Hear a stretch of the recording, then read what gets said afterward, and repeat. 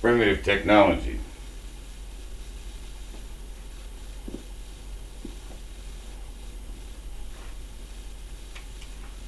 Let's see what that does.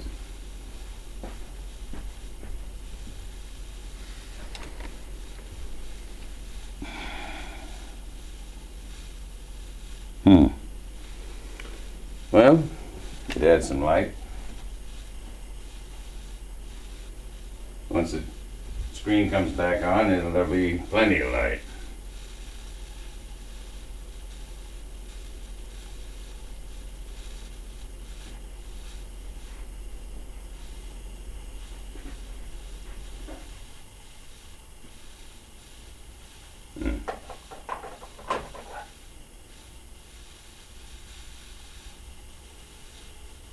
There. That should be sufficient. Sufficient.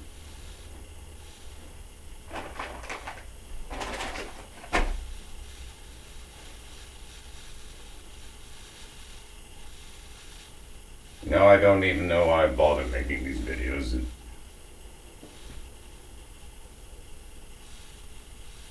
In the end, they're just idiotic.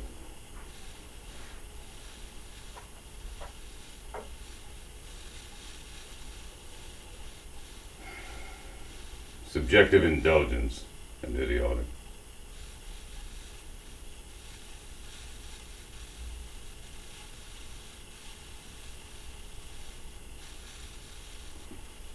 Ortega critiqued the world of art circa 1930 for subjectivism.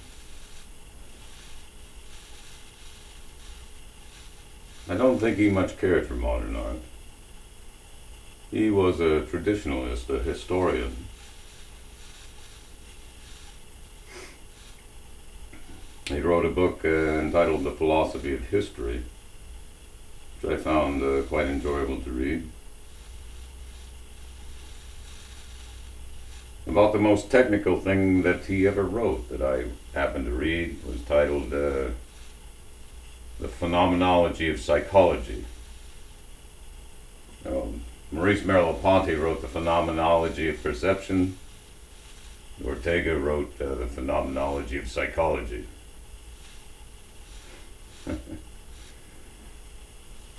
And Ortega was considerably more accessible than Merleau-Ponty. Considerably. In fact, Ortega wrote for newspapers, oftentimes. Short essays, vignettes, that sort of thing.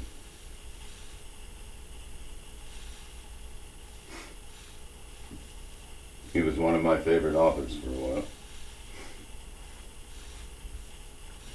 Ortega y Gasset, who wrote his most famous work, The Revolt of the Masses.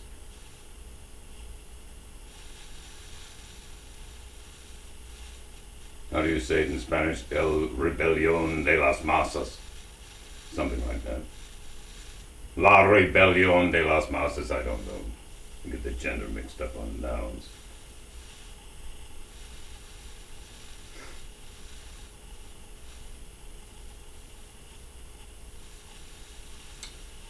No time for the pipe, you know. Don't have too much left in there.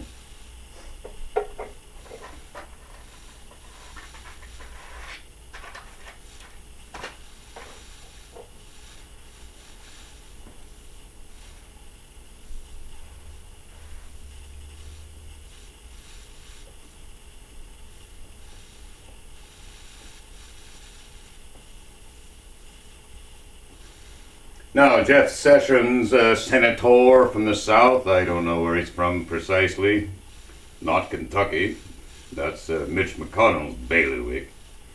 I think he's from Texas, maybe, or Georgia, perhaps Georgia.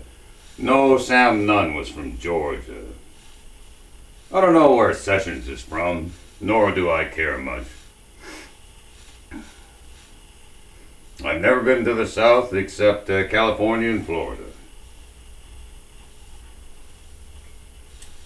I've been to southern China. I've been to Xishan, which is not too far from Vietnam. But I've never been to any other place in America, in the southern clime, except Florida and California.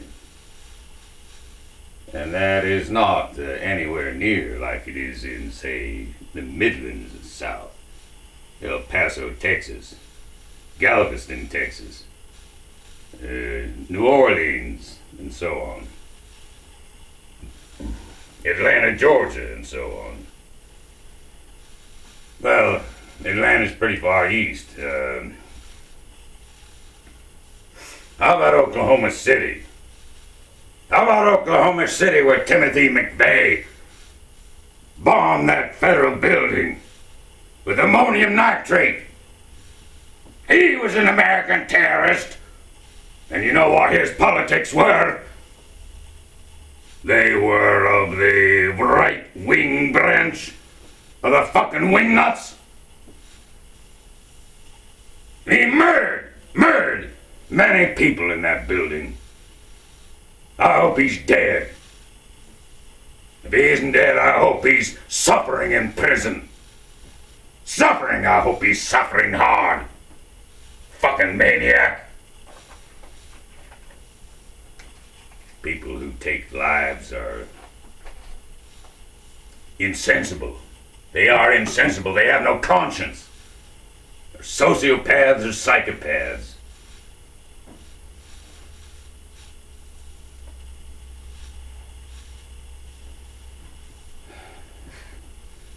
Murderers are an affliction upon humanity. They are an affliction upon the human race, just as war is an affliction upon the human race. Murderers are an affliction upon society. Of course, war is an affliction upon another society. It's easy to fight somebody whom you demean into near non-existence or subhumanity. It's easy. The Krauts, the Gooks, the Towelheads. When's it gonna end? When's the Pentagon gonna just flatten out like a pancake and go home? That's what I want to know.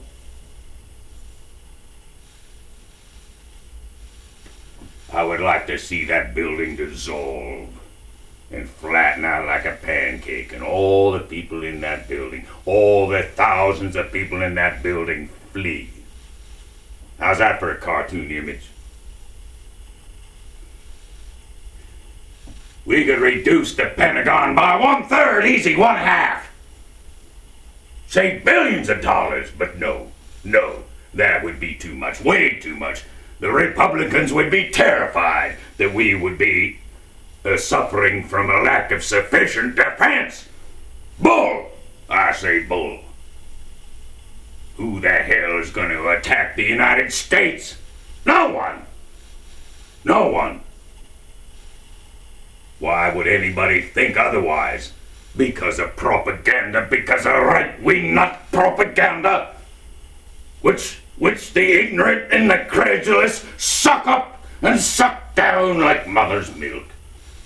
It's pathetic. It's pathetic what the uneducated can absorb.